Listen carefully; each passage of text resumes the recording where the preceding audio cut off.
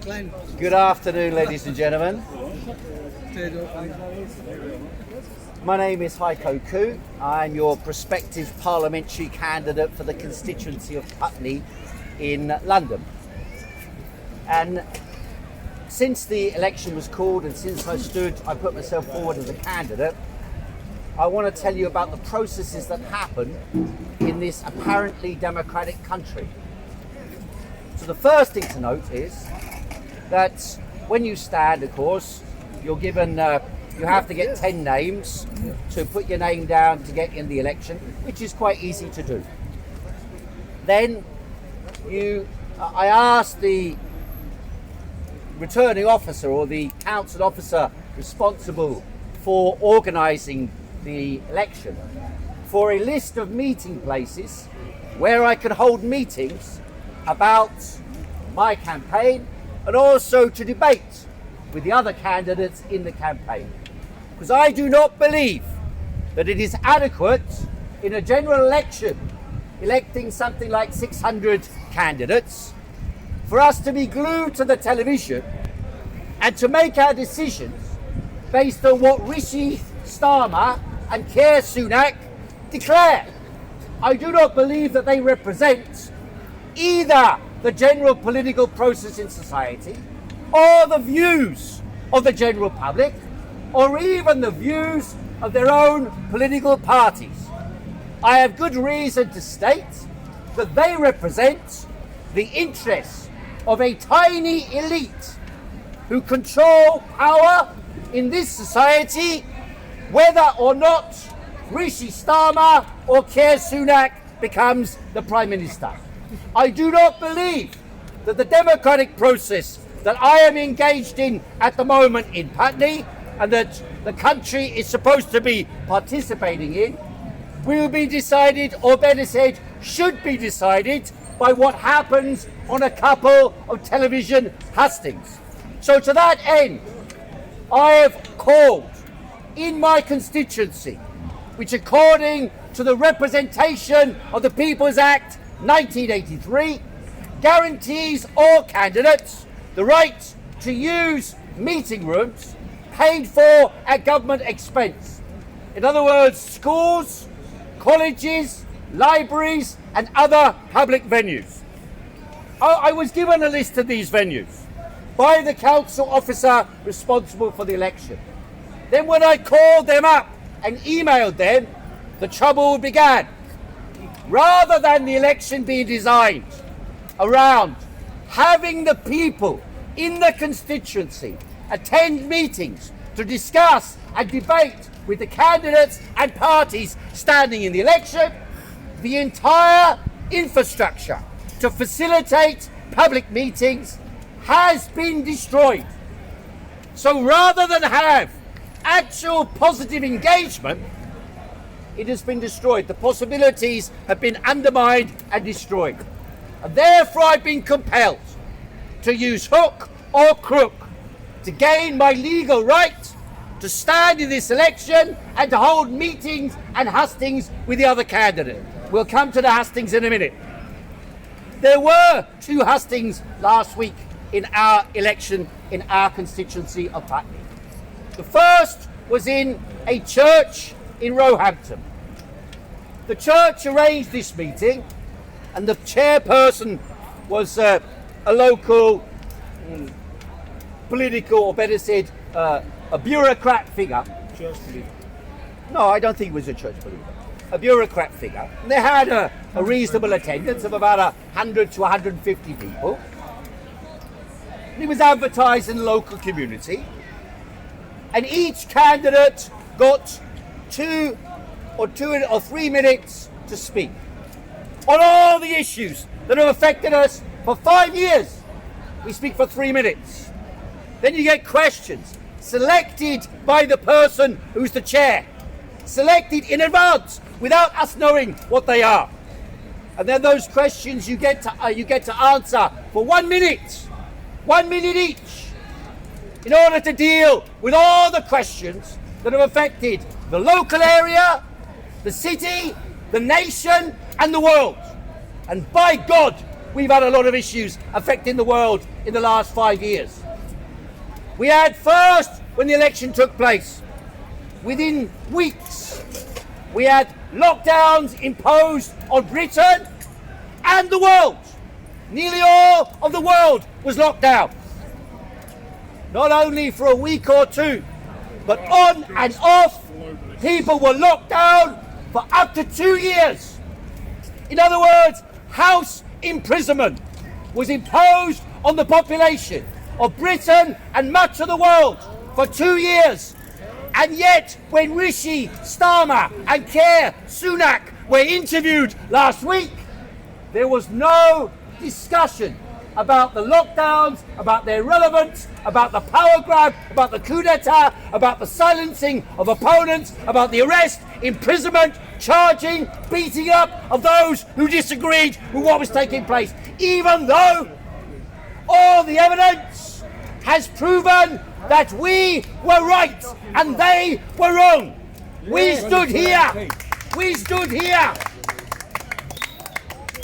and were arrested, were attacked, were imprisoned, were detained, were fined, were charged, were treated in the newspapers, on the television, in the radio, on social media. We were banned.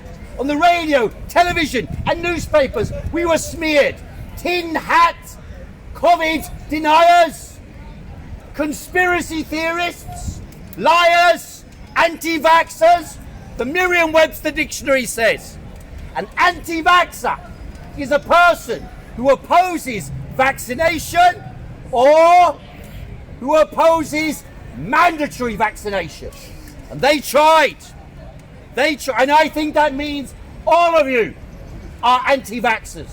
And they tried in the last period of COVID, beginning of 2022, they imposed a mandate on all social care workers, abandoning the elderly, sacking the people that were essential to their care, abandoning them in their thousands as people on terrible conditions were sacked because they didn't have a vaccination. Then they came for the NHS workers.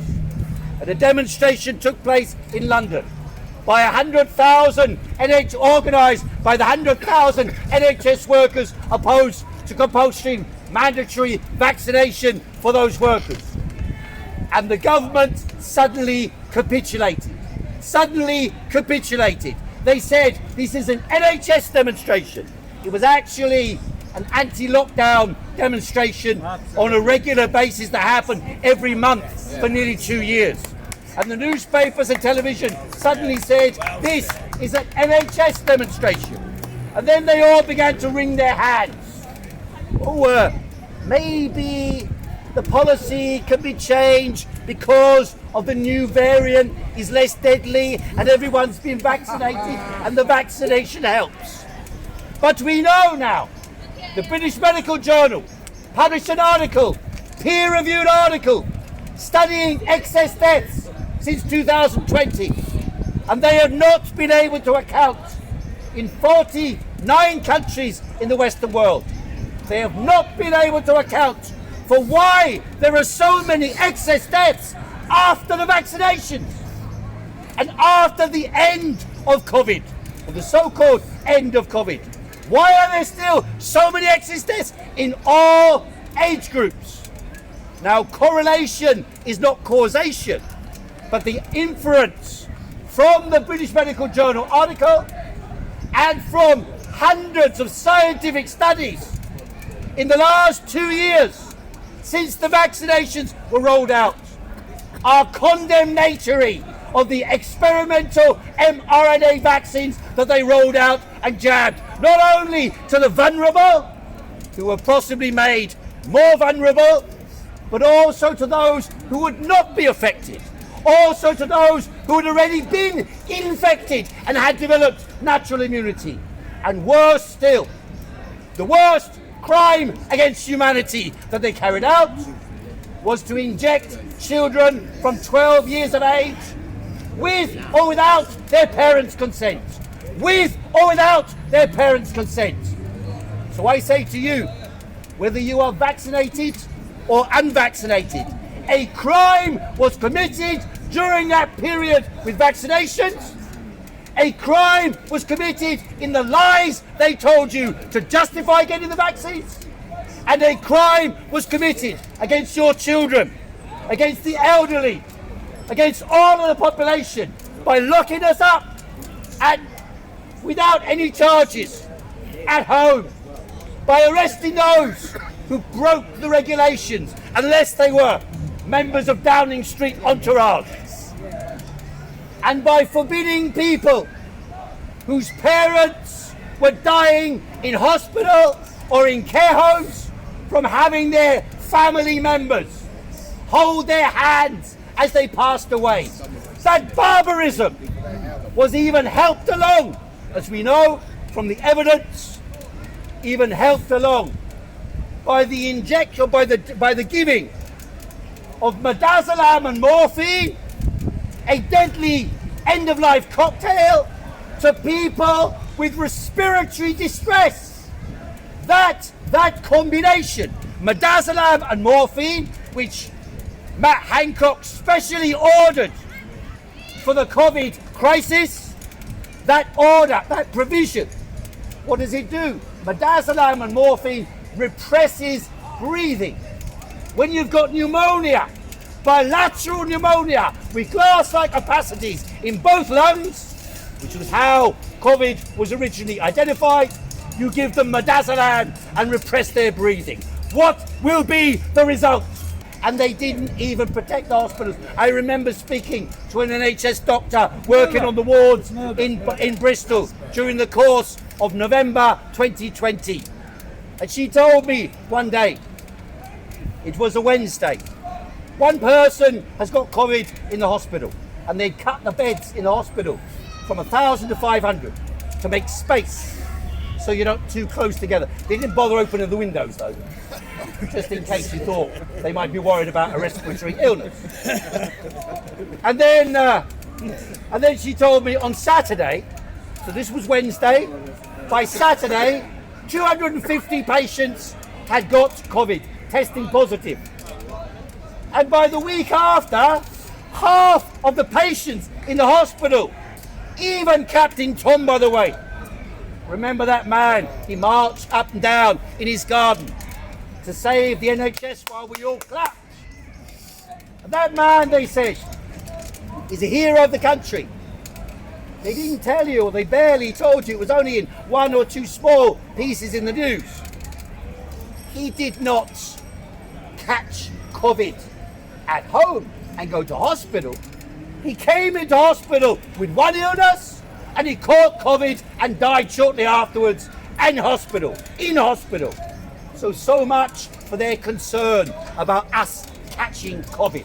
So much for their concern. People die in the hospital, not at home. That's what happened. Well, he was sent home. He was an exception. He was sent home. A good friend of mine died at the time, my colleague, and his partner came to see him, and she'd already had the illness. She was immune. She came to see him at hospital on the Tuesday before he died. And you know what they told her? In order to see your partner of 40 years, you must wear a hazmat suit.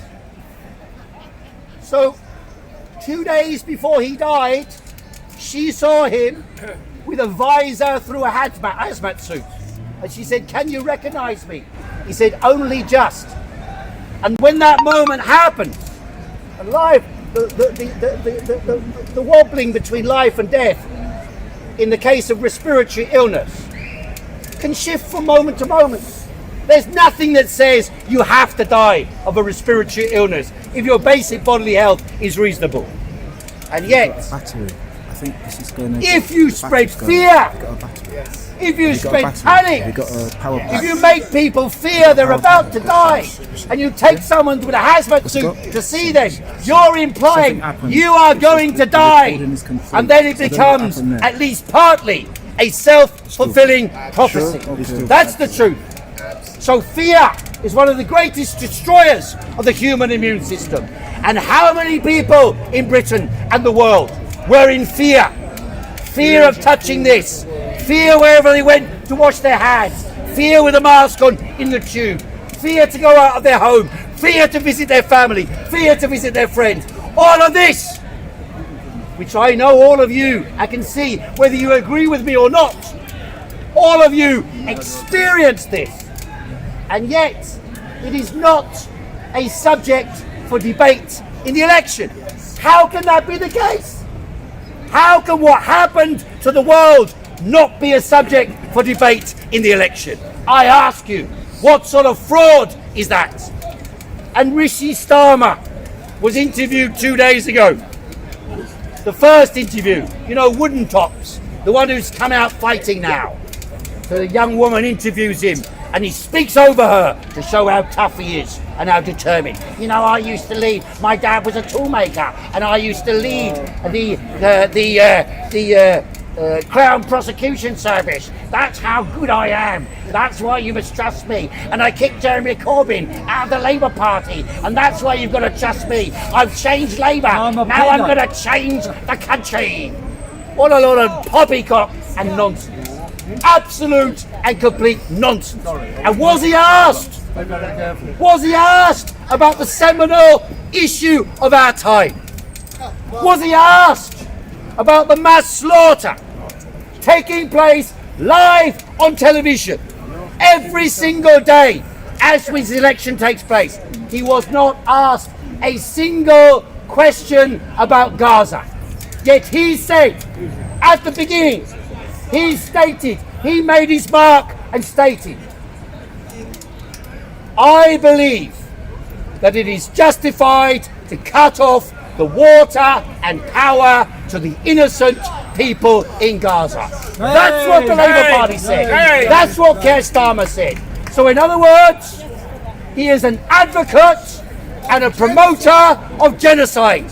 And by the way, has he opposed Britain selling weapons, sending troops? There are British aircraft flying over Gaza and passing reconnaissance to the Israelis in order to target young children and women and blow their bodies up.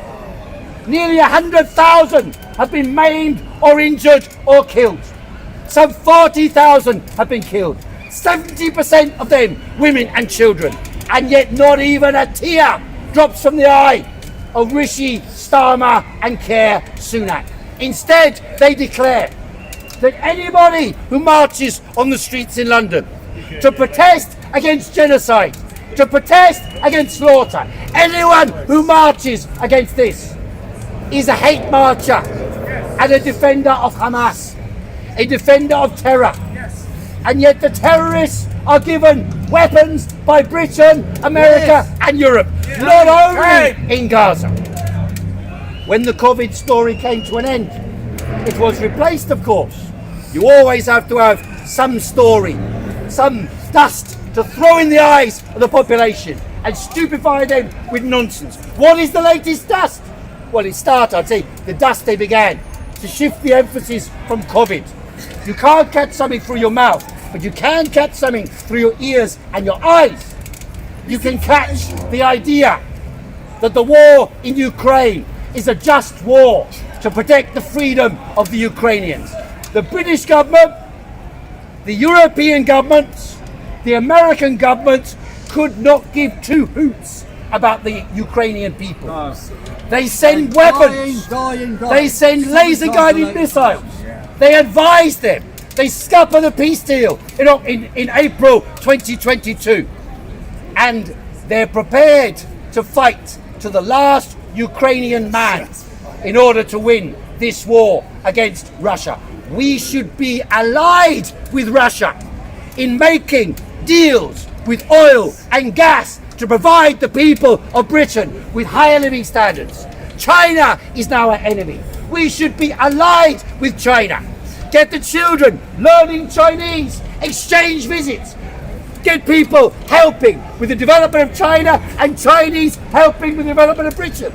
Not on the basis of saying, I agree with the politics, but on the basis of saying, we are humanity and we have a common interest in development of living standards, of welfare and of peace and security around the world. Instead of this, we are told we are preparing in Russia for war with China. And of course, I suspect that's why they're still so closely in bed with Israel, despite Israel committing genocide and war crimes backed by the British.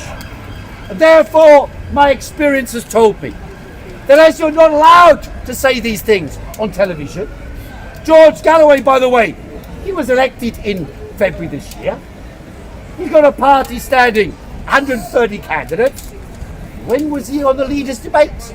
When have you seen him on television? When have you seen him even in the betting odds? Who's going to get elected? For example, in Putney, they've got the betting odds. I'm not on it. They don't even list the candidates for the Workers' Party. Why don't they do this? Why don't they do this? Because they know very well that actually anyone who has followed British politics in the last 5 years and more knows the Israel lobby is a powerful lobby in Britain. They ran a sabotage campaign from 2015 onwards to remove the Democratic elected leader of the Labour Party, Jeremy Corbyn, who now has been expelled from the Labour Party and was compelled to stand as an independent in this election. So to say that Keir Starmer changed the Labour Party, it's not true. Keir Starmer, on behalf of Israel, changed the Labour Party. And anyone who disagreed with the leadership or the commands of Israel was declared to be an anti-Semite. So knee-jerk is this reaction that when I spoke at the hustings on Tuesday morning at South Thames College, and I compared the Israeli slaughter in Gaza to the Nazis in Germany, who Israel was founded supposedly to oppose. When I made that comparison, which all of you understand is not anti-Semitic, it's a question of fact. Is Israel behaving like the Nazis? Yes, it is.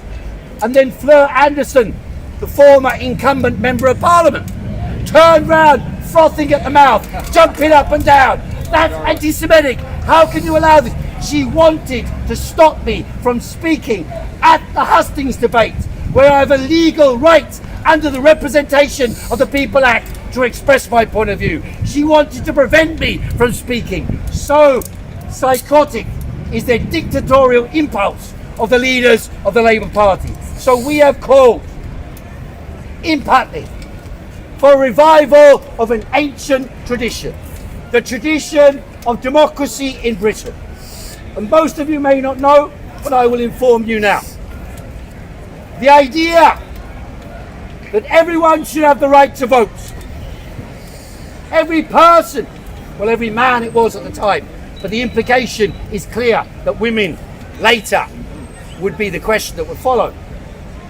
The right to vote for men was debated and discussed first in 1847.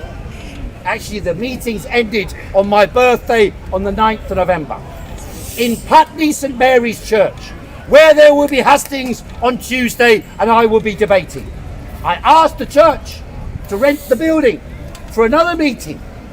The church vicar said, we don't believe we can't be associated with the idea of something that might be considered not impartial.